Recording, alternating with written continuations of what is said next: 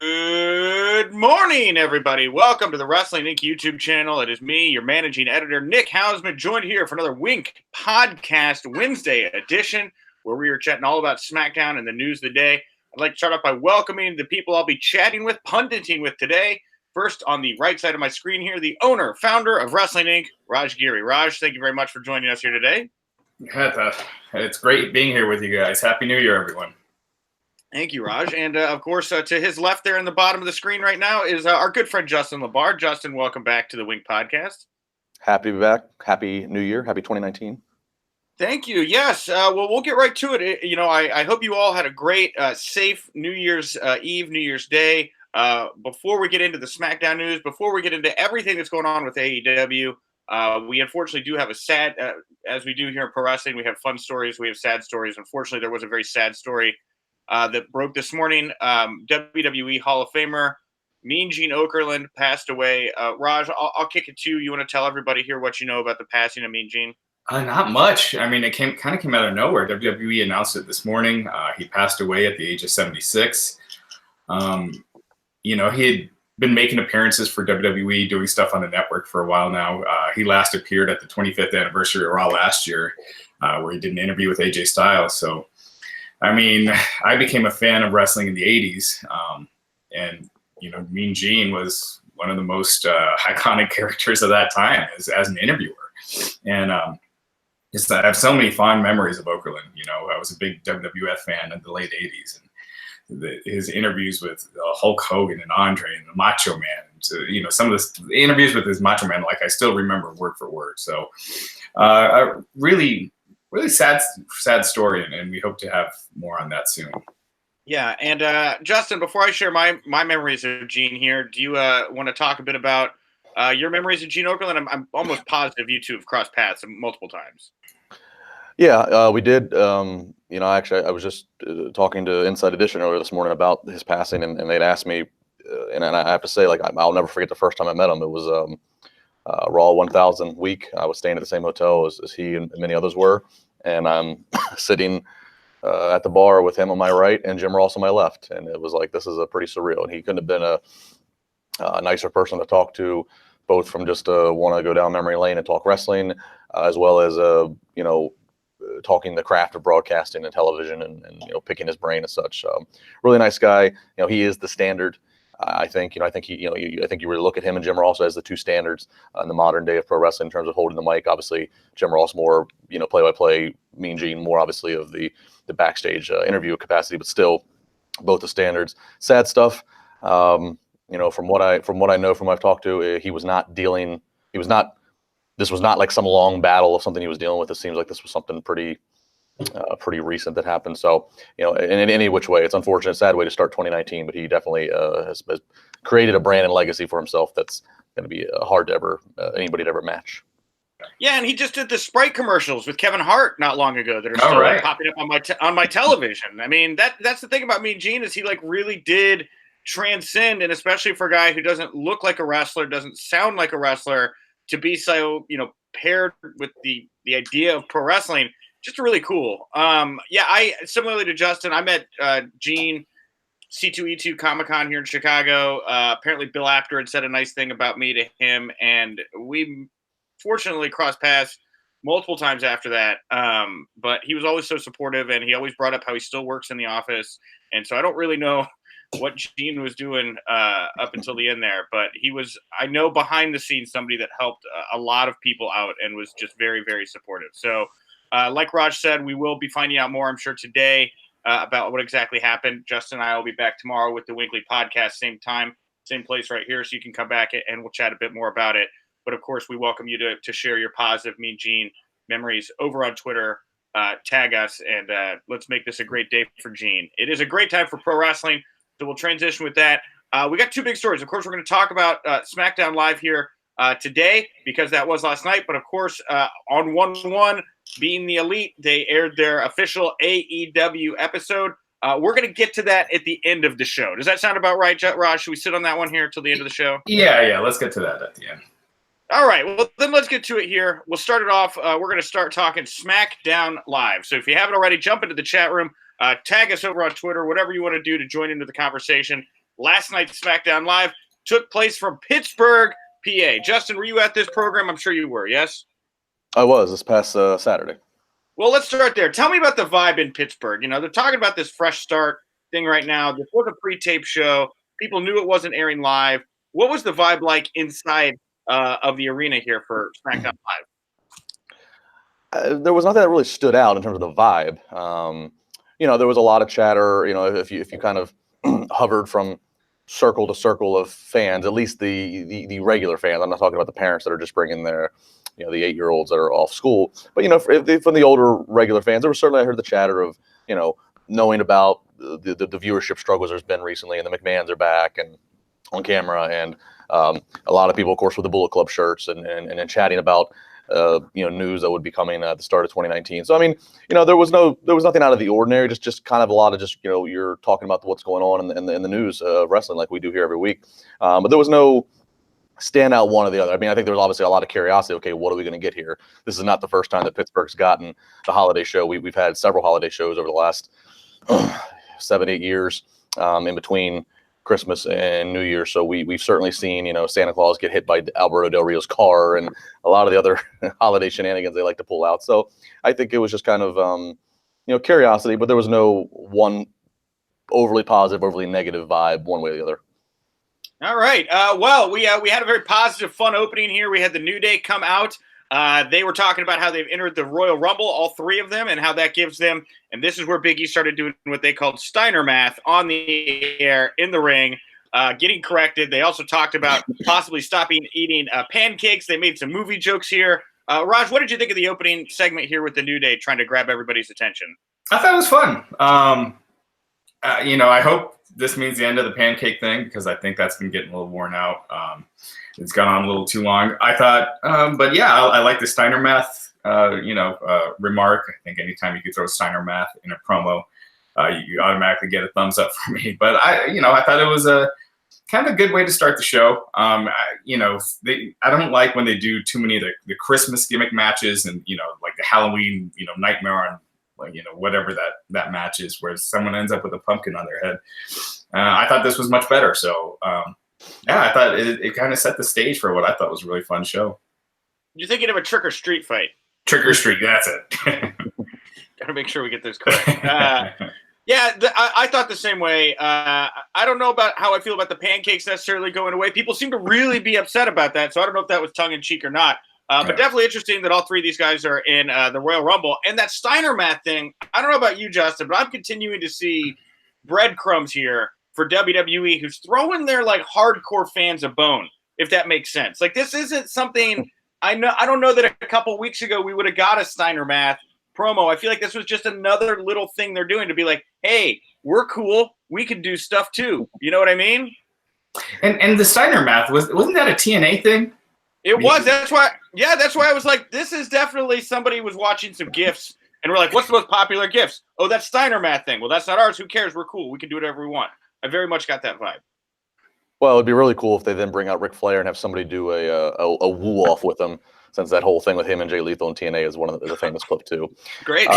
Yeah, I don't know if it's. I know what you're saying, Nick. I don't know if there's any actual real connection to it, but it does follow kind of an interesting trend we've had in the recent weeks, since they're trying to you know, rebrand themselves in this new era to appeal to a more hardcore demographic. They would pull out some references like this. But you also have to remember, in the New Day, these guys are such wrestling fans. They're very, you know, I mean Xavier with his YouTube channel, they are very much aware of. They're the talent who are going to know what clips are viral, what gifs are funny. They're the ones who are going to know. So I don't know if that necessarily. I don't know if that was on paper, if that was in the script, or that was a you know, an on-the-fly improv, you know, remark. But it makes sense coming from the New Day. Again, they are just so aware. They're such fans that it would make sense for them to pull that little nugget out. Yeah, I would be shocked if that was on the fly. That seemed calculated. That seemed like it was thought out. Like they knew they were going to be doing the Steiner math promo there, especially since you know, Big E started off calling everybody freaks. But yeah, very, very fine opening segment. I believe we have 5 Royal Rumble competitors now: Drew McIntyre, R-Truth, and the New Day. So we're definitely on the road there to filling up that ring, and I'm sure we'll get a lot more next week. This led into Samoa Joe taking on Jeff Hardy. The winner of this match is going to be entered into a fatal 5-way at the end of the night to determine a new #1 contender for Daniel Bryan at the Royal Rumble. We've seen Joe and Hardy a lot recently. These guys do have some chemistry together, I think. Not a bad match.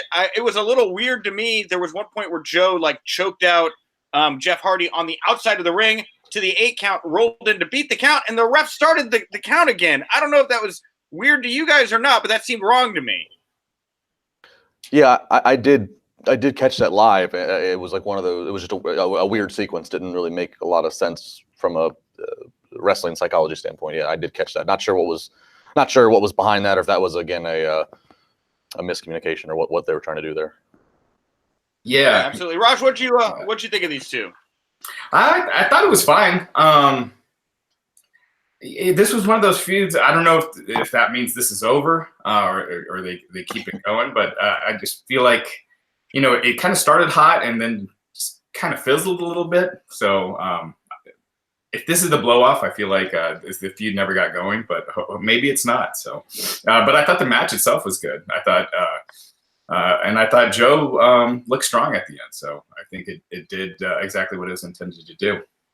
Yeah, I agree. I don't know if this keeps going or not. It does seem like the end of the road. I don't really want to see a whole lot more Samoa Joe, Jeff Hardy. But again, it's just weird. Jeff Hardy, he's just kind of enhancement right now. He's helping these other guys look better as they roll along. I did it with Randy Orton as well. Kind of reminds me, I don't know, it was a little weird on Monday night to me how they fired Rhino, brought him back as Santa Claus. Then on Monday night, he was taking the fall. I got to think that with all of the stuff that's going on right now with the new promotions, the signing at Ring of Honor and Impact, you got to have a couple big names that you can use to elevate your other talent. And I think that's where they're at with Jeff Hardy right now. I think that he's a guy that they have that they know has name value, but there's other guys they're interested in, and somebody's got to be the one to help get these guys that next level. I think that's Jeff Hardy right now. Justin, do you think I'm off base with that? No, I think you're pretty on point. I think at this stage of Jeff's career, I mean, Jeff is certainly not in any shape or form at the point in his career where he's keeping tally of his wins or losses or worried about. I mean, he's a kind of a set-made man. He's a Hall of Famer for sure. He's accomplished what he's accomplished. So I think he's happy to be making the money he is. I think he's happy to work the schedule he can. Obviously, he wishes his brother was around, I'm sure. But I think he's happy just to be a team player, and if he can help elevate somebody, he's going to do it. So it's a nice time to have a Jeff Hardy in your locker room to be able to do that as you're trying to elevate so many young stars, and not even young, like Samoa Joe's not a spring chicken, but right. guys who haven't gotten as high as need be for the booking in WWE. I think Jeff's happy to do it. He does it with a smile on his face. He does it with a great fan support. So it's a real win for everybody. Yeah, and it's not even young guys that need to go over. Like with Randy Orton, I think it was just a case of we need to get this guy interesting again. We still have years ahead of us with Randy Orton. We got to put him in there with somebody, and I think Jeff was just the guy who fell into that spot. So I don't know, Raj. I mean, do you think they should be doing more with Jeff? Do you see him as more than just enhancement? Kind of to your point, he's kind of one of those guys that he can lose a bunch of his feuds and still be near the top. You could still put him on against Daniel Bryan in an episode of SmackDown. It's going to be interesting. People are going to watch. But to your point, Nick, as far as him being enhancement. He still needs to get his wins, so when he does put people over, it matters. And I think that's why it helped Joe the way he beat him. And I think, I'd like to see him with someone like Andrade Cien Almas, someone brand new, that a few that you haven't seen. That's where I'd like to see them go next. I don't know if they have some holdup with Almas. It seems like they've really cooled off on him. I mean, really completely. So I'd like to. I mean, if I were booking, that's where I'd like to, see that go. All right. Well, we'll revisit this year. We're going to talk about Andrade in a little bit. I disagree with you a bit, but we'll table that for now. We got a recap of Vince McMahon egging on AJ Styles from last week with AJ punched him in the face. We then go backstage where Vince and Shane are talking about what happened.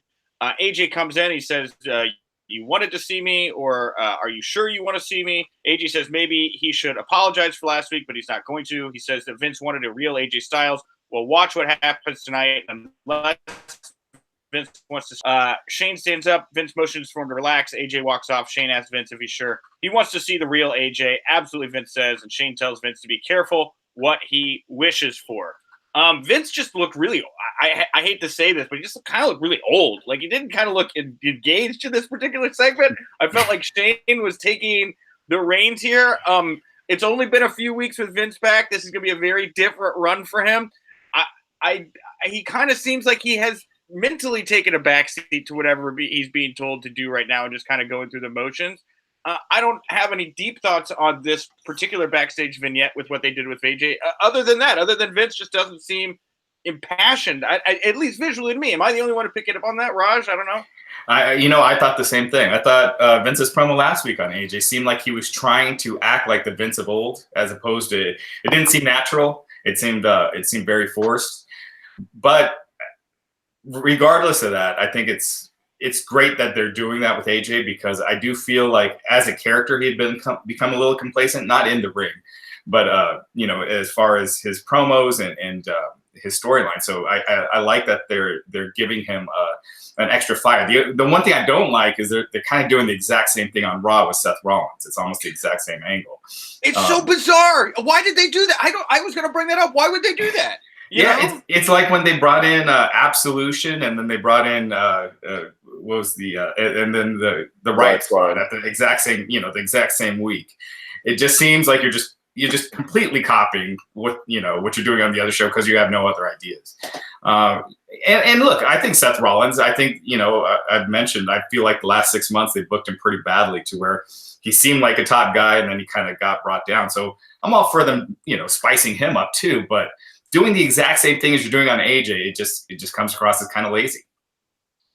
Yeah, Justin, thoughts on Vince McMahon, this segment here, what they're doing with AJ as compared to what they're doing with Seth?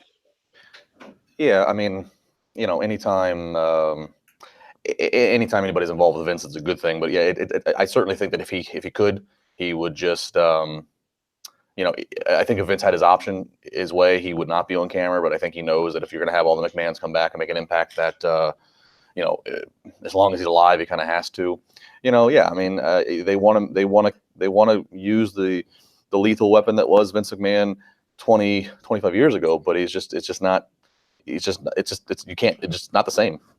It feels like he's asking for the ruthless aggression. He's like, it's new. You're old, but I need you to be new, and you can be new again if you have ruthless aggression. I don't know. It seems like a little bit of an old trope to me. Anyway, we move on here. It's time for Rusev's Day. In the ring is Kayla Braxton. Rusev comes out with Lana. How was the reaction to Rusev and Lana when they came out in the arena, Justin? It sounded big to me, but it could be peppered in. No, it was very legitimate. Very, very over with the crowd there. A good amount of Rusev and Lana merchandise I saw going into the building. So yeah, I mean there was no post production needed there. Okay, Justin, cool. Real quick, I had a question. Did you watch the show again on TV in addition to live? Not every segment, a good majority of it. Okay, because there were times where it seemed like they were sweetening the crowd reactions. They were sweetening the crowd noise. Like the New Day segment, the Steiner math part. They had a little pop, but it seemed like no one in the crowd was actually reacting when he said that. Did you notice any of that when you were watching it live? Was the crowd quiet, or were they engaged for pretty much for the whole show? I don't being there live. I don't recall there being a huge pop on the Steiner math, so I could see that having been potentially doctored.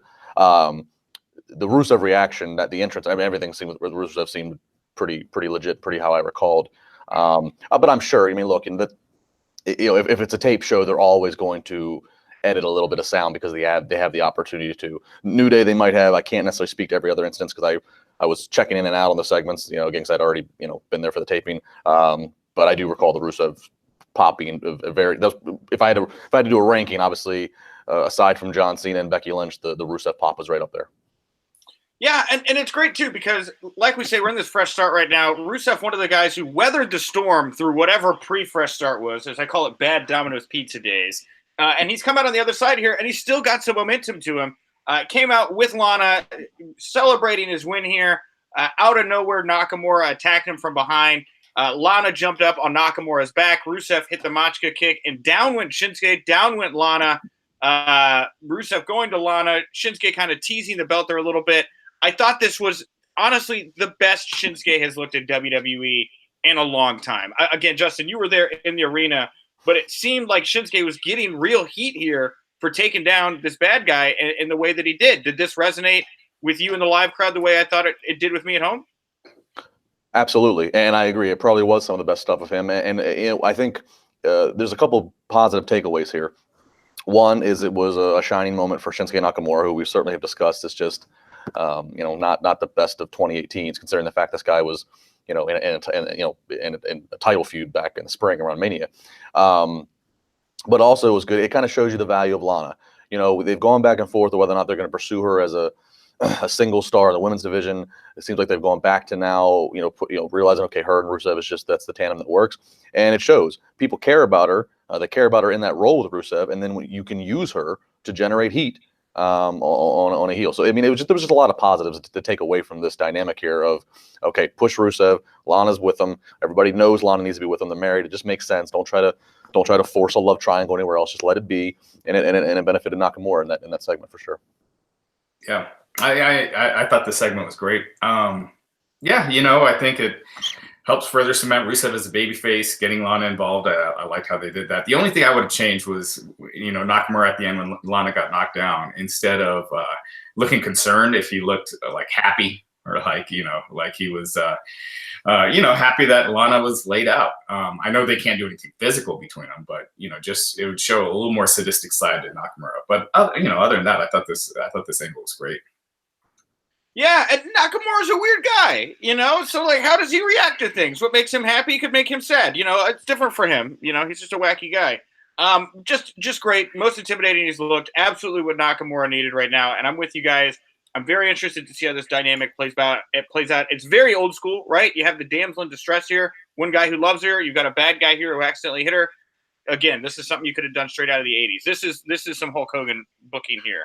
Yeah, it's Macho and Elizabeth kind of stuff. Yeah, exactly. Yeah, it's great, and I'm glad to see him going back to some of this type of stuff. We come back here. Tom is talking about the feud between Mandy Rose and Naomi. We see footage from last week where Mandy Rose flirted with Jimmy and Naomi went after her, leading to this match here where Naomi thought she was going to be taking on Mandy Rose, only to have the bait and switch happen, and it turns out to be Naomi versus Sonya Deville. We of course have Mandy Rose interrupt this bout at the end to taunt Naomi by saying, "Here's a photo that I sent your husband, Jimmy Uso." Very scandalous photo of her in a towel, leading to the distraction with Sonya Deville picking up the pinfall for the win here. Again, I don't know. There's just there's emotional stakes. There was things going on here that people care about. I kind of like this. I like where they're going, and also interesting to think about when Mandy teamed with Miz a couple weeks ago before they started this Jimmy feud. I don't know if you remember this, Justin, but I was talking about how I thought that they were maybe making it seem like Mandy could be trying to break up the Miz's marriage there because it would be a good thing for the Miz and Mrs. or whatever. Interesting that the week later they changed direction. Instead of going the route with Mandy trying to break up Mrs. marriage, she's trying to break up Jimmy Uso's. I just wonder if there was a call there that was made to not go the Miz Maurice breaking up their marriage route and instead try to mess with the marriage of Jimmy and Naomi. Just a little odd there how they kind of went about that. I don't know if that makes sense to you at all. Yeah, and they're all reality TV stars, so you can let it, you can capitalize on it on the E network any which way. This was and I don't want to say this came off bad live because it did not come off bad, but this came off better when I saw it back on TV than it did live. Maybe, okay. and I would imagine probably part of that is maybe the sound, maybe the crowd reaction was aided. But I also think, again, Corey Graves on commentary and his infatuation with Mandy Rose. It was just, this was one, as Raj was asking earlier, did I watch it back? I did see this segment back, and I did, as I'm watching, think, I'm liking this a lot better than I remember liking it Saturday. Yeah. Raj, what do you think here of Mandy Rose trying to be the Scarlet Letter and breaking up their marriage here? I know some people have a problem with it online. They feel like it's kind of like the old way that they book women's feuds. But, again, I think it's a storyline that anyone watching, if you don't watch wrestling, you understand it. You can get into it. You want to see Naomi get her revenge. And I like the fact that they're doing a women's singles feud that's not for the title. Usually you have the women that are involved in the title feud and then no others. And then just clump all the rest up in like an 8-man tag and no real storyline. So I like that they're doing a storyline with them.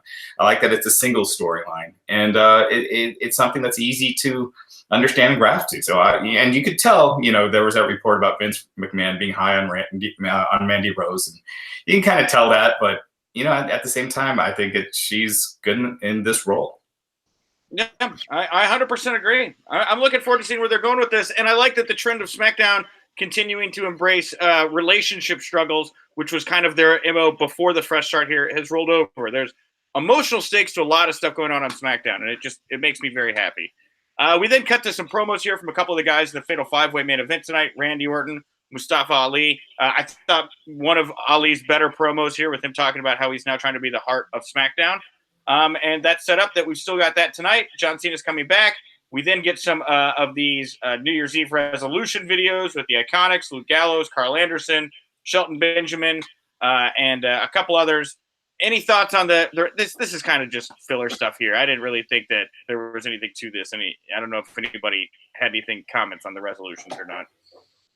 We then come back from the break. Samoa Joe's backstage. He's got some words to the main event. And finally, out comes John Cena. So this was the big segment that everybody had been taking photos of, sharing videos online. Definitely interesting to watch on TV. As John Cena said, some man's going to come out here and confront me and tell me I'm a washed-up has-been. Out comes Becky Lynch, war of words progresses, leading to a tag match with them versus Andrade, Cien Almost, and Selena Vega.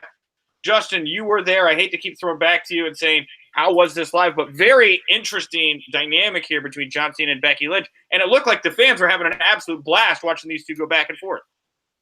Yeah, it definitely had an electric feel. It was one of those moments where as soon as her music hit, everybody was on their feet. Nobody was sitting down.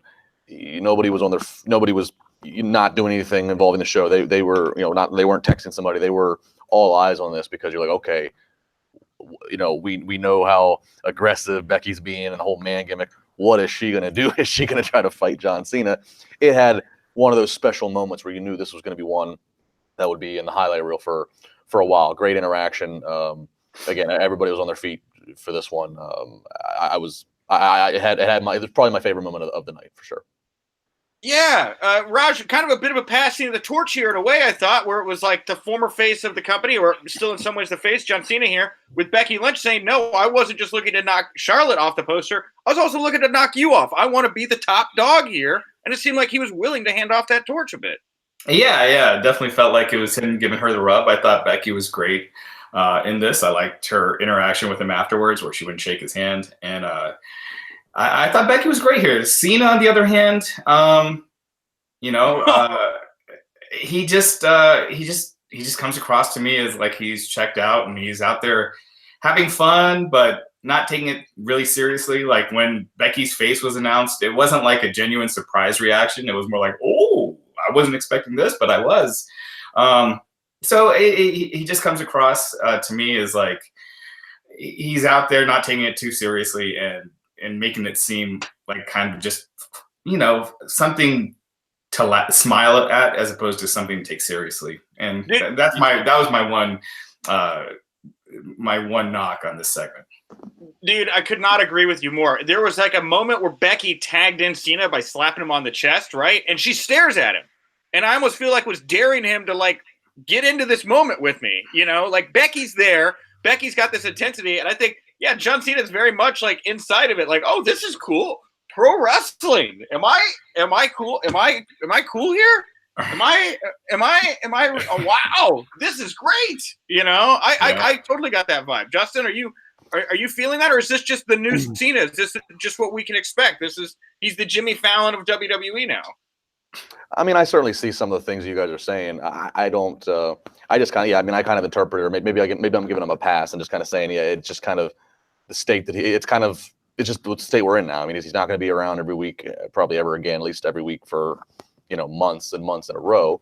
It's just kind of the novelty Hollywood John Cena showing up, doing his John Cena shtick, simple tag match, and on the bus out he goes. So I mean, yeah, it's not. It certainly does not seem like he is as passionately engaged as he once was at the peak of his full-time career. But I don't know. I guess maybe I was just a little bit just happy to see him. I guess I'm happy to see the match. Yeah, that's true. I mean, like, again, you're in that moment. It's different live when you're on versus when you're watching on TV. I think that, it's easier to see facial reactions when you're watching on TV. That's why I think I maybe caught more of what Raj was talking about there, because I definitely saw a dude who was just kind of going through the motions at a point. It was like, oh, wow, gee shucks, this is awesome. I get to be a superstar today.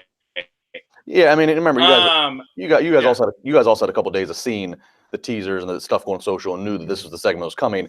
Again, it was very much a surprise to us because, just to tell you, locally, they were advertising John Cena. They're advertising him for Miz TV. Right. So first off, locally, you're waiting to see who interrupts him. Becky Lynch was just the last. I mean, it's the last, but just she was not top of the list of who I thought was going to come out. So there was that surprise. So I think it was just kind of called up in the moment when it all happened live, versus having a couple of days to prepare for it, so to speak. Let's talk real quick about the tag match that you mentioned there. Of course, this was leading into a mixed tag match with Becky and Cena taking on Andrade and Selena Vega. You mentioned earlier possibly using Andrade with Jeff Hardy, which could be an interesting new matchup here.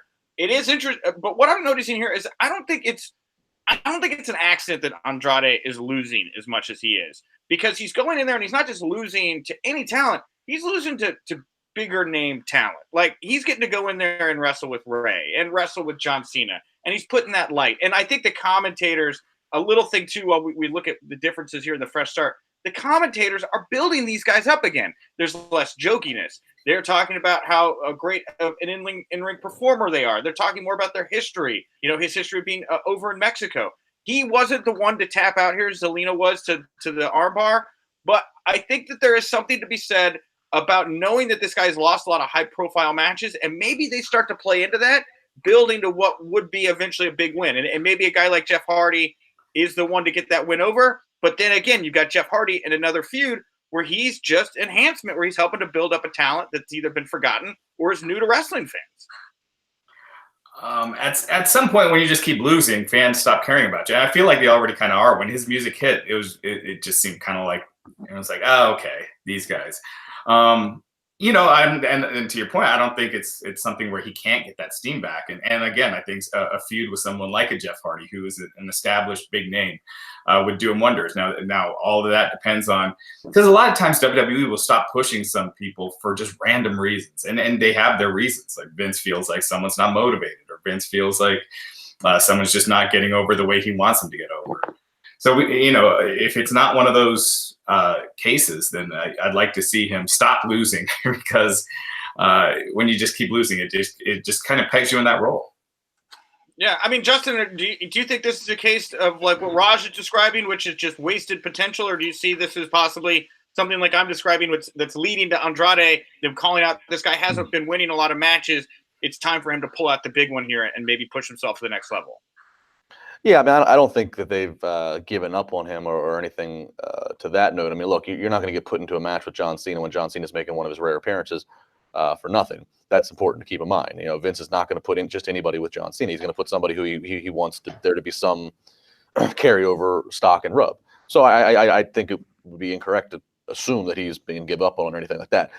Granted, he has lost a lot, but I'm not defending the 50-50 booking, but it's just there's so many guys, and not everybody can win.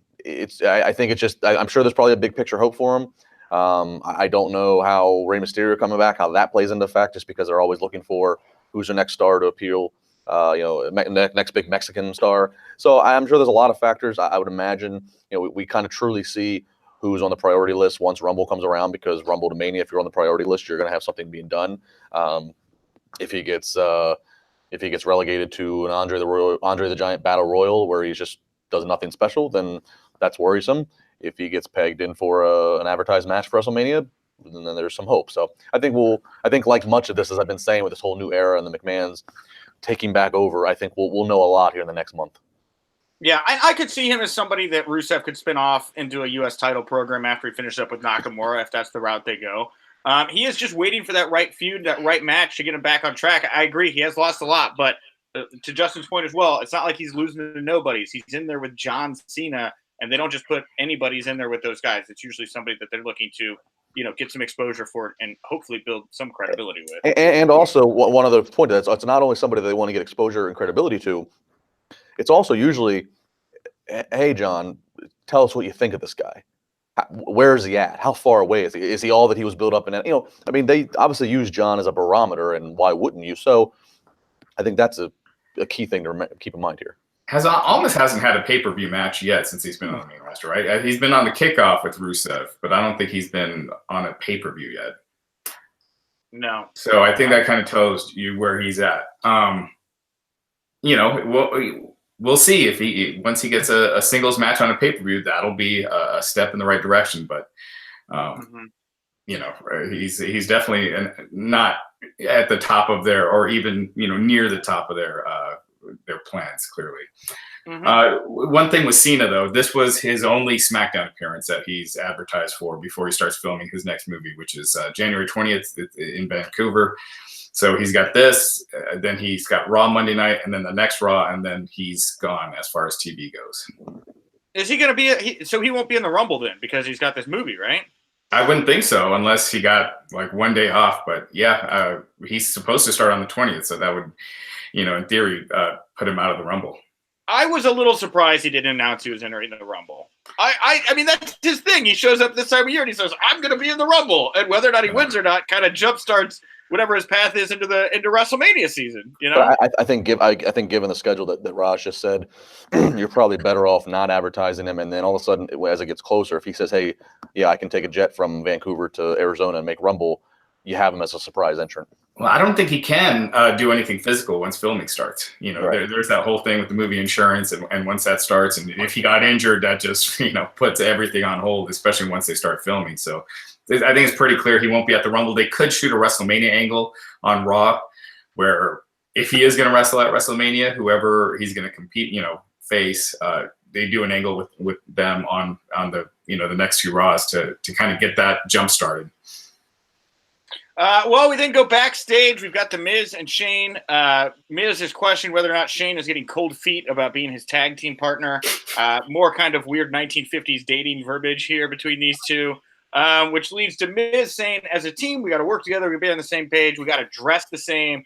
Leads to a bunch of ridiculous sketches here that Miz has put together of Shane and different Miz attire and Shane basically walking off, shaking his head. Again, I don't know exactly what the end game here is. I got to think that this is going to dissolve before WrestleMania, either leading to a match between these two or freeing up Miz for a match with Daniel Bryan. I don't really know, but it was silly. I didn't hate it. It didn't really do anything to move the story along for me either. So, Justin? Yeah, this week to week, this story kind of feels like they literally are taking the darts and throwing them against the wall and seeing what index card they land on. Obviously, that's not what they're doing. At least I hope not. But yeah, I'm not sure really how confident the direction is of where exactly they're going or what they're trying to accomplish out of this. Or is this just literally time filler again until Rumble and the Road to Mania starts, where they start getting things on a schedule? Yeah, that's what it kind of felt like to me. Like they're just kind of killing time a little bit right now. But at the same time, I just find Miz so entertaining in these segments that it's still easy to watch. It's not like I'm like, all right, I'm going to go, get a snack while this is happening. So it's still entertaining, but yeah, it does feel like they're dragging their feet a little bit. I don't know if clearly it's leading to something between the two at Mania. I don't know if it's leading to Shane versus The Miz or them going after the tag titles. Them going after the tag titles would be something different. And if now with this whole shakeup and the McMahons are all on the same team, I would think that would stop the planned Shane McMahon heel turn that they had been planning. So if that's the case, I could see them just being a tag team and going after the tag titles. Yeah, I mean, so many directions here to go with these guys. I do think there is an element of on-the-fly booking here with them. I mean, certainly they seem to have like maybe an end point in mind, but I go back to that Mandy Rose tease from 2 weeks ago, and I really think they were going to try to go that direction and for whatever reason put the kibosh on it. So I'm with you, Justin. I don't think that they know week to week exactly what they're doing with these two. I think they're kind of picking it up as they go along. And I don't know. I mean, it does seem, Raj, like you say, it seems logical that they would be going with Miz and Shane McMahon for WrestleMania, but it's 4 months away, and I can't see this tag team lasting more than a couple of weeks before one of them turns on each other and ruins it. Yeah, that's kind of what I think. I think they go for the tag titles at the Royal Rumble. they lose, Miz attacks Shane, and that's your setup for Mania. Or maybe they go another month. But I agree. It is, even though this is kind of the season when we start getting, with the Rumble and WrestleMania, this is kind of the start of WrestleMania season. But it still is a long time away. Maybe they're both in the Rumble match and one eliminates the other one. Yeah, I was thinking something like that too. They kind of highlighted Shane saying "Don't screw me," right? They replayed that part again, so I'm guessing that's where it goes. Is Miz screws it, or the swerve is that Shane screws Miz, right? Yeah. Like that's the whole thing. Is like the weird tension here. It's like you almost feel like, well, it's got to be obvious this guy's going to turn it. Maybe this is where Shane pitches Miz over the top rope here and costs him his title match against Daniel Bryan. So who knows? Yeah. We go back to action here. We get a promo for all the NXT talent. Then we have women's champion Asuka backstage with Triple H. We have her talking to him about who she's going to face at the Royal Rumble. Becky, Charlotte, Carmella all come out. They make their cases about why they should be the number one contender. Triple H takes it all in. He says, I'll consider it, and I'll let you know when we've made our decision. And he also brought up here, of course, how there are no more automatic title rematches anymore. So interesting. They'd already announced Asuka, Becky Lynch. Then they pulled back on that because that seemed like a bit of an accident. I'm almost tempted to say maybe a fatal four-way, but that would take a lot of key women out of the Rumble match if they went the fatal four-way route. Justin, where do you think they're going with this? Yeah, I don't. Yeah, for the same reason. I don't know if a fatal four is the way to go again, because you need to fill a 30 women's Rumble match, and not. I mean, obviously they could use NXT talent. They could even have a few from the Indies make special appearances like they do with the Mae Young tournament. But yeah, I'm not sure where they go here. This is I stand the same place I did last week. This is confusing. Whatever made them pull the reins on what they're doing with Asuka. Obviously, as they're doing some creative changes with the new era and scrambling of creative, that there's something there that they did not want to go into. So I don't have anything intelligent really to offer here, other than I'm just still kind of confused, and we'll wait and see. Yeah, and Asuka could face Charlotte or Carmella, and Becky wins the Rumble and is off to Raw and feuding with Ronda Rousey for the next couple months, and completely has to bypass having to do anything with this group of women, which could be a route here. I don't know if they're going to go that route, but that's something that definitely creeped into my mind. Where like Becky doesn't need this match. Everybody wants to see Becky win the Rumble anyway and go on to face Ronda. So all of the SmackDown women's title picture anymore, right? Yeah, it almost felt like they hadn't thought it through when they first announced Becky versus Asuka. Was that last week or 2 weeks ago? It feels like it was a while 2 weeks ago on main event. Yeah. So because when you're doing that, and if the plan is not for Becky to win the title and to go on to WrestleMania to face Ronda Rousey, then that doesn't make sense to do that match. So I agree. Either I would do someone out of the blue, like you said, Nick, like a Carmella. I wouldn't have Becky in that match. And you have her win the Rumble and set up the match with Ronda Rousey, and I think that's the biggest women's match you can have right now. So, and yeah, I think you give Asuka a win, and I don't know. Carmella has been so cold lately, but maybe actually not. You don't want to do Charlotte either, because she's probably wrestling Ronda Rousey at the Rumble. But someone else. Yeah, I don't know, and I could even see Becky, Charlotte doing the what was it? Shawn Michaels British Bulldog over the top rope, both feet land at the same time type gimmick here. Because I don't know. I feel like Charlotte's going to get tied into that Becky Ronda match somehow. So I don't know. Maybe Carmella is the best person here to take on Asuka. Bret Hart, Lex Luger, 94. Bret Hart, Lex Luger. What did I say? Shawn Michaels British Bulldog. Did they do it too? I think they did it too, right? Or no, Shawn skinned the cat. Yeah, Sean skinned the cat. Bulldog celebrating. Sean comes in, takes him out. Man, so many bodies like a blur up here. Absolutely correct. All right, this leads us into our main event, Fatal 5-Way match to crown a new number one contender: Rey Mysterio, Samoa Joe, AJ Styles, Randy Orton versus Mustafa Ali. One of these things not like the other. This was really, for me, obviously, the win here went to AJ Styles, who's got the big storyline about having to be the real AJ Styles. Of course, since I am so close to Ali and he's had such a push here, I would be remiss to say very surreal seeing him in this bout with these four guys, veterans. It was like a video game. And the only thing I noticed about Ali here was he looked a little small, but then you look at Rey, who's smaller than Ali, and I was like, well, maybe this can work. You know, they didn't put him in a ring with a bunch of monsters. They put him in there with somebody else he could work with too. And you got that really incredible cruiserweight moment between Ray and Ali here. And as much as I wanted to see Ali in that main event title picture, man, maybe a dream cruiserweight match between him and Ray is a better route to go for WrestleMania for the time being, with him building up a little bit of credibility. A lot of things to talk about here. Who won?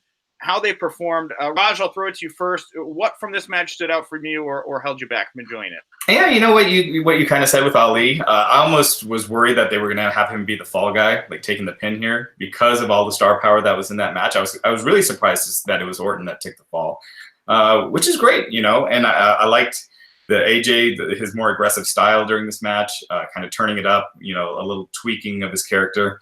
And I thought the match itself was great. You know, to your point with Ali, he does, you know, he's a little smaller, but not that much than most of the other guys. Orton is the one that kind of, as far as his height, kind of stands out over all the other guys, just in terms of size. But otherwise, you know, the other guys are kind of all similar. Like Ali and AJ, when they're standing, you know, face to face, they're not that much different in size. So yeah, I thought Ali looked good. I was glad they didn't beat him because he has some momentum. I thought it would have been kind of cool to do Ali versus Daniel Bryan at the Rumble, but I don't know. But it all depends on what their plans are. If they're looking at AJ winning the title or and then going on to Mania, then it makes sense for him to be in it. But I don't think they should just beat AJ again if that's the plan. That you could have put Ali in that situation because, you know, with the Rumble match itself is the draw, and you already got Lesnar and Braun. Yeah, you know, are they going to put the title back on AJ? I thought don't count out the idea of Miz and Daniel Bryan going heads up somehow at WrestleMania. That match doesn't really need a title belt either. So maybe Miz or Shane could get involved in that match here. Who knows? And then, of course, Ali, dark horse here in the Rumble. You know, we've talked about how he may not necessarily win the Rumble, but I could definitely see him as somebody that's going to be one of the final people in the Rumble that they're like, oh my God, are they going to go the distance with this guy? Maybe that's going to be his role this year. Maybe they wanted to build up a convincing last 2 or 3 guys here in Mustafa Ali. Justin, same thing to you. What takeaways did you have in this bout? Good, bad, and different. It was very good, very entertaining. Ali certainly looked like he belonged. He didn't stand out as like, you know, what does this guy do? Like, I mean, obviously, like, he's the newest in terms of being in a main event like this, but he looked like he belonged. He performed like he belonged. I'll tell you what, probably because I've been talking to you every week, I turned to somebody and said, I was like, I can see a realistic possibility of Mustafa Ali winning this. I was, you know, able to eliminate everybody else. Good match. I'll say this: I don't understand why Samoa Joe was the only one that had to qualify for this. Correct? Yes, correct. You know, when they announced earlier in the night that Joe was going to have this match against Hardy and it's going to qualify for the Fatal 5-Way, you know, I'm then thinking, all right, well, are we seeing the rest of the qualifying matches? And then we got to the main event, and I was like, I know I've gotten up to go to the bathroom and got a beer here a few times. Like, did I miss something? And then I went back and I was like, no, I didn't. I never got an explanation for that one. It was weird because we talked about how they're doing with Rollins, what they're doing with AJ Styles. Another thing from Raw that I noticed that was similar to SmackDown, you had a guy get built up strongly as a competitor by winning a match earlier in the night, only to lose in a title match later in the night. And this wasn't a title match; it was number 1 contender. But Apollo Crews, eliminated 8 men in a Rumble, went on to face for the Intercontinental title against Dean Ambrose, lost. But because of the way he was booked, seemed to have gotten it elevated a bit. I think that was the logic here with Joe as well, where they're like, this guy's lost some momentum here. We don't want to just throw him into this Fatal 5-Way match to lose again. Is there a way we can shine this guy up a little bit to make him look more intimidating and impressive in this bout? I think that's why they had him do the match with Jeff Hardy there, just as a way to make him look more credible for this match here at the end of the show. So, I'm glad to hear you say you think Ali could win it, because I kind of starting to think that too. And we were talking last week about, you know, why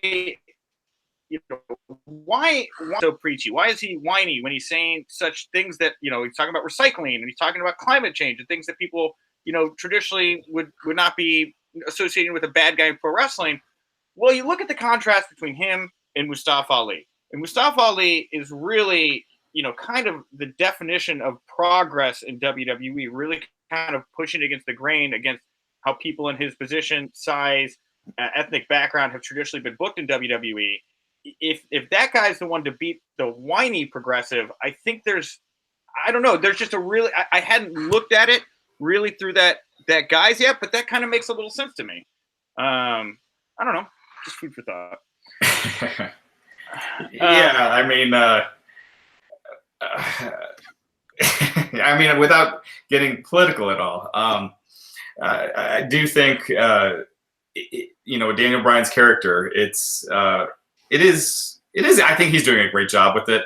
It is interesting, the dynamic with him and Ali, because Ali is not someone I would that's going to come out and say, we should be polluting, and you're whiny for not, for not driving an SUV. So it's an interesting dynamic. I don't know, but yeah, I will tell you. I just think there's a way. Go ahead. Yeah. No, I will tell you that Bryan had a cage match for the dark match, and I was sitting ringside, and I was sitting right where the steps where the cage door is, where he entered, and I grabbed, and I had his attention. I could see, and I yelled that I hate recycling and I hate the environment, and got a nice in character reaction from DB. Sure, he loved that, because we F the environment, that stupid thing out there. Hope it starts raining fire right now. All right, there's our SmackDown review. In general, I definitely continue to see a little bit. SmackDown's really largely unchanged. I thought Raw on Monday night was a continued improvement on the product they've been doing. I thought SmackDown was very good as well. In general, I got 5 hours of wrestling this week from WWE. Not a whole lot that I didn't like this week from WWE, and that's a step in the right direction.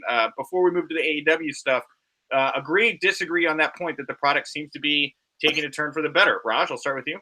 Yeah, I mean, I thought it was all easily watchable for the most part. I thought SmackDown was really easy to watch. It went by pretty fast. Again, one thing I'd like to see WWE doing more of is having more cliffhangers, things that you need to tune in the next week, for. Like maybe this week you do the qualifying matches for the Fatal 5-Way for next week. And then that way you have something to look forward to for the next week, as opposed to the show's over. It was fun, but there's not something where you're like, I need to tune in next week. So, I wish they'd do more of that. But other than that, I thought it was a good week for WWE, for what's traditionally an off week. Yeah, agreed. Justin, thoughts overall on the product, the direction it's headed right now? Yeah, like Raj just said, I thought it was a better week, and especially when put it in comparison to the week of these tape shows and holiday weeks. They've done some poor programming in recent years. So I thought all things considered, it was definitely better than I anticipated. All right, and there's a reason the product is improving. Of course, the pressure is on. We've got some new competitors in the pro wrestling marketplace as Cody and the Bucks officially announced on a midnight New Year's Eve, being the Elite Special. AEW is officially happening. They also announced that Double or Nothing, the follow-up to All In, is also going to be happening. They're going to be holding a rally in Jacksonville, Florida next Tuesday. With more information, they tease there's going to be more faces at this event. So I would guess there's going to be an unveiling of the roster, maybe. By the way, I'll get to it here in a little bit. I'll be there on behalf of Wrestling Inc., so we can talk about that here in a little bit as well. They released a photo yesterday featuring all of them signing their AEW contracts. Allegedly, Dave Meltzer on the Wrestling Observer Radio had reported that they had not officially signed when they announced, or Cody had signed. The Bucks were due to sign here. It's like that's all done. Cody has released an official statement confirming what was originally reported by Pro Wrestling Sheet, that he and the Bucks are going to be executive vice presidents of AEW. Tony Khan, the owner of the Jacksonville Jaguars, is to serve as president. And lastly here, to throw into the mix, the Wrestling Observer also reporting while Jericho has not been signed with AEW, he is on their radar. Whew, lot to digest there. I'll throw it to you first this time, Justin. The AEW announcement, how does it make you feel in your cockles? Does this feel good? Do you think this is as big as it can be, or do you think this is, maybe a misstep on their part? It's exciting. I think if you're a wrestling fan and you're not excited about this, I question what you want out of the wrestling and the business. It's exciting. I thought it was well done. I thought, one of the worst things you can do in anything, but I think pro wrestling, it happens more often. is you go too big with the first announcement, and then everything's down a little bit down after that. I thought they did a nice job. They announced pretty much what we all kind of started assuming and finding through through the routes we found it. So we know okay, it's happening, but there's still a lot left to who else is on the roster. How we don't know the distribution, and so I think they're doing a good job keeping it building, keeping kind of keeping you on the hook, so to speak. And then to do it where WWE is going to be, and obviously where they obviously have roots with their president. Very smart, a little makes you feel a little Norfolk, Virginia, WCW, WWF invasion. We're at war. I mean, I don't know. It's exciting no matter what. So I'll be very interested to watch your tweets and watch your coverage next week. Yeah, Raj, thoughts here on AEW, the big announcement, Double or Nothing. Yeah, so Khan, he owns a part of the Jacksonville Jaguars. Shahid Khan is the main owner of that. His father. Man, I mean, it's to say this is a big story is kind of an understatement. I mean, it just kind of shakes everything up as far as the pro wrestling scene goes. Now, so much of this depends on the TV deal, right? Like if it's a TV deal with something like Pop, then you kind of know where it's going to be, where it's going to be pegged for a little bit as far as reach and everything. If it's something like a TBS, something like a big station, that's a game changer. What's interesting is when they filed all those trademarks, they filed, if I'm not mistaken, they filed Tuesday Night Dynamite, but no other nights, right? They didn't trademark Wednesday Night Dynamite, Thursday night, Friday night. So they definitely have their eye on Tuesday nights. Now, does that mean this isn't happening until October when SmackDown moves? Or are they planning on going on earlier and then they'd be opposing SmackDown? Does that hurt it right off the bat? I mean, will people tune in one week and then go back to SmackDown because that's what they're used to? We saw TNA when they went live to Monday nights and it, hurt them, and then they had to quickly move back. So there's just so many questions out there. How does this affect ROH? Does this help ROH in the sense that now Sinclair sees another company coming kind of into their spot and they really want to fight for that number 2 position and start putting finally more resources into it, as opposed to just letting it coast. So, I mean, this could be good for ROH as well. So it's exciting. I'm pumped, and it just so much depends on that TV deal. Yeah, and I agree with largely everything you said. I don't know that the TV deal is inherently as important these days as it would have been a couple years ago. These guys have made their name on the internet. That's where their show is at. That's how they sold out the Sears Center for All In with 10,000 tickets. It's, the model is changing. The way people are doing business in pro wrestling is changing. There are many more different ways to skin a cat. Can you make a big bundle of money by getting a good TV deal? Yeah, that's the Vince McMahon model. Can you also, though, engage a younger, millennial, hipper audience and wants to get their content through an app, through a website, through a fight? If you double down and you focus hard on just those areas and you don't make your show available for free on TV, can you make more money online? I think there's definitely an argument to be made about that. I would take, in this situation, the logic you had 10, 15 years ago about what you need to do to make a wrestling promotion work, and I would alter it a little bit. I do think it would be great if they had a TV deal, especially on a major network, and I don't think that's out of the question here with the resources, the people they have. But let's be real here. This is a group of guys that made millions of dollars without a TV deal. And to say that they need a TV deal, I don't know that that's necessarily true. Well, that's not true. They made millions of dollars from New Japan and ROH, which both have TV deals. ROH but they were Sinclair, New Japan. They weren't getting their money though from those big TV deals though. These guys were making their money on T-shirts and web advertising. And but it's from that exposure though. But if they want to cater to this hardcore audience that is got them to the level they're at, I'm talking about Cody and the Bucks, then yeah, they can do something that's, to an app, to everything you're talking about, Nick. But it still doesn't change. The same thing applies to WWE. You can have the same repeat fans over and over. They're going to watch whether it's good or bad. They're just trained to watch. But you need to be able to appeal to a broader audience, for sponsorship. If you want to sustain and not just them make millions, but try to get other guys who can come make some serious money I think you need to have something that can appeal to a broader audience. So I mean, I think that I'm kind of like where Raj says, this is exciting, but I need to find out what the distribution is before I can really make a prediction of, okay, how serious is this? Yeah, the money is not streaming on YouTube. And they're not going to be on YouTube. Nobody should be on YouTube. Well, wherever. I mean, if it's when you talk about streaming, like let's say you're talking about like say a show like Cobra Kai, which got a bunch of money, but that's a TV deal. That's still a deal where they're getting a lot of money for programming. If they don't get that money, then that kind of hurts it right off the bat. Because to support a roster and if you're going to be a real promotion, which is doing live events, pay-per-views, yes, they did the one All In, and it was a big success. To be able to do that several times a year and live events, you need a lot more than that, and you need that. And again, right now, Tony Khan, he's a billionaire. He can fund it, and support it for as long as it takes. But at some point, you do need, that distribution platform. Yeah, I agree. And like you said there, like Cobra Kai, it was a YouTube platform. They got a bunch of money to do that. That's what I'm saying. It's like, that was essentially a TV deal. YouTube paid, for that. It's not like they're making money off of ads on YouTube. It's like a Netflix deal or an Amazon Prime.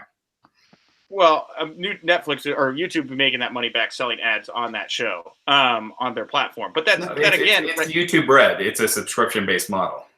And yeah, again, that's the thing is if you got billions of dollars, you could, look, Roy Kroc didn't make millions of dollars selling hamburgers. He made his millions of dollars owning the property McDonald's got built on and having somebody else sell the hamburgers, right? If you've got the funds to build your piece of property and create your own platform and keep 100% of the revenue from that and really push that to a hardcore audience, I don't want to discount that this thing. I mean, I don't want to say that this thing needs a television deal. If anything, sometimes these guys take these deals like, Impact's going to Pursuit. Great, good for them. But in some ways, people looked at that as like a step back and I think almost turned them off to it. I think that they know what works for them, which has been the internet. And I don't want to discredit their ability to draw money on luring their fans in through social media campaigns and sending them to a platform where they either have to subscribe or pay a pay-per-view price to buy their shows. I don't think this thing works without a TV deal. Honestly, we'll find out. And there's a very good chance they could have a TV deal as well. Supposedly, according to Dave Meltzer, they have been talking with a couple TV partners. So, so we'll see how that goes. Yeah, absolutely. And by the way, Raj, was I the first person to tell you that this was actually happening a couple months ago? Was I the first one? I think everyone knew it was happening once the trademarks were filed. Well, but I was looking for those trademarks before that was announced. I don't know that was true. Yeah. So anyway, go back and listen to a couple of the older episodes here from months ago. I was dropping some breadcrumbs about some other stuff that I know about. All right. Last but not least here, since we were wrapping up the show, I just wanted to remind everybody, next Monday night, Brock Lesnar, John Cena return to Raw. The live shows start again. So tune back in here. We'll still have the Raw post show, the SmackDown post show. We'll start the week after with Glenn, Matt, and Raj. And of course, tomorrow is the WINC League. Justin and I will be back noon Eastern right here on the Wrestling Inc. YouTube channel. Big show. We'll be talking more news. I've got an interview with PCO, Crowbar, and Darren Young. I also, while we were doing this, got a text message that I will be interviewing Gail Kim tomorrow afternoon, Raj. So there you go. Maybe we'll throw that one. Maybe we'll be throwing that one in as well. Of course, Gail will be appearing at Impact Wrestling's Homecoming this Sunday night. She's the guest referee in Tessa Blanchard versus Taya Valkyrie's Impact Knockouts Championship match. And I will be there. This is going to be, if you are looking for on the road coverage, the next 4 days starting Saturday are going to be big for us. Saturday, I'll be at Warrior Wrestling in Chicago. That's got Austin Aries and a whole bunch of other big name wrestlers. I'll be doing commentary for that. You can check that out over on Fight. Sunday, Impact Homecoming. I'll be front row and backstage with the VIP deal covering that. Monday, Impact TV tapings. I'll be there again for that in Nashville. And then Tuesday morning, I fly to Jacksonville to be at the AEW rally, where I will be taking over, I guess, our social media and posting all kinds of photos and videos to get us on-site coverage from that. So just a ton of stuff, guys. Just follow Wrestling Inc. every day. Make it your life. And that's it for me. Justin, where do you want to send people to find you, follow you, and all those other great things for you? At Justin LaBar all across social media. It's got all my thoughts. And, of course, I have my Wrestling Rally podcast out every Thursday morning on iTunes, Spotify, and anywhere else you can get your audio podcasts. All right. And, Raj, where do you want to send people? Just keep visiting WrestlingInc.com. You know, tons and tons of content, even on these holiday weeks. So, you know, just keep checking it out. And, you know, there's the interviews that Nick has done. We're going to have a bunch of stuff from those. So definitely check it out. Yeah, guys, thank you very much for tuning in. Again, I'll be back tomorrow with Justin LaBar, noon Eastern, right here for the Winkly. And remember, if you winked, you didn't miss it.